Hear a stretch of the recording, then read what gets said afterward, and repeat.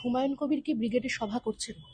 Humayun land permission না পেলে কি করে করবো? এখানে কি আমার বাবার জমি আছে 50 বিঘা, যেখানে যেখানে ব্রিগেড ময়দান সবাই জানেন আপনারা যে ডিফেন্সের জায়গা, সেখানে তাদের এনওসি না পেলে 6 জানুয়ারি এনওসির জন্য অ্যাপ্লিকেশন করেছিলাম। 8 তারিখে কিছু কোয়ারিজ ছিল, 8 তারিখের পরে আবার 13 তারিখে এসটি ইস্যু করেছিল আমাকে, যে 16 তারিখে বেলা 1টায়, সেখানে আজকে 2 ঘন্টা পরে জানিয়ে দিচ্ছে শহীদ মিনারে পারমিশন দিতে পারে একজন কর্নেল যিনি চার্জে আছেন, ওনার নাম কর্নেল ত্যাগী।